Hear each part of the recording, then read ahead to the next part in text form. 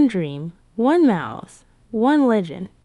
Ever wonder how a simple mouse doodle turned into a global empire? The story of Walt Disney isn't just about magic and fairy tales. It's a powerful tale of resilience, innovation, and an unwavering belief in the power of imagination. Let's dive into the life of the man who taught the world to dream. It all began in the small town of Marceline, Missouri. Young Walt Disney's childhood was filled with the simple joys of farm life, surrounded by animals and nature. It was here, with a pencil and a piece of paper, that his passion for drawing first ignited.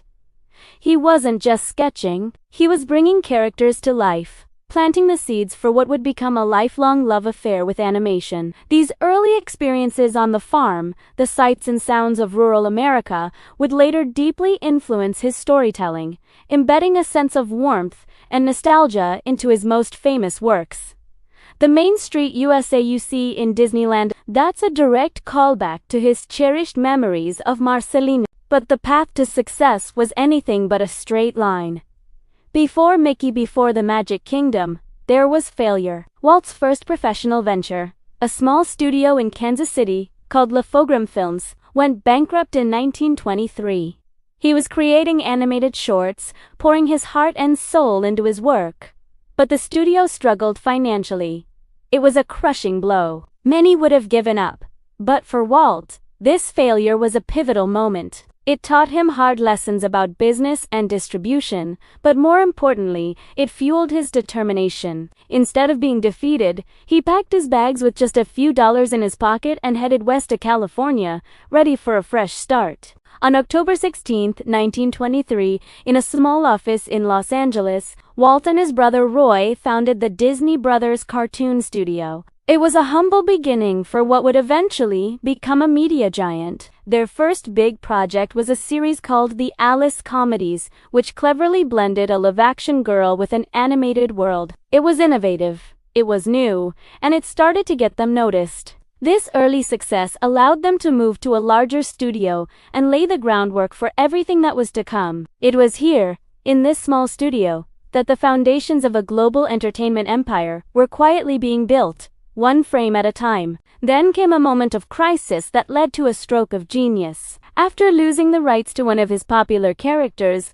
Oswald, the Lucky Rabbit, Walt found himself on a long train ride back to Hollywood, feeling dejected. But instead of despairing, he started sketching. A simple, round-eared mouse began to take shape on his notepad. He originally named him Mortimer, but his wife, Lillian, thought the name was too pompous. She suggested something friendlier, something cuter, Mickey, and just like that, an icon was born.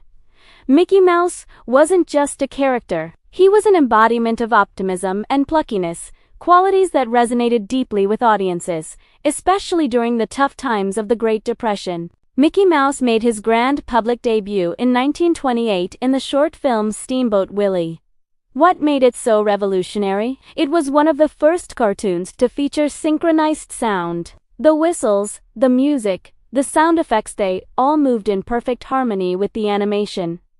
It was a sensation. Audiences had never seen anything like it. And who was the original voice of this cheerful little mouse?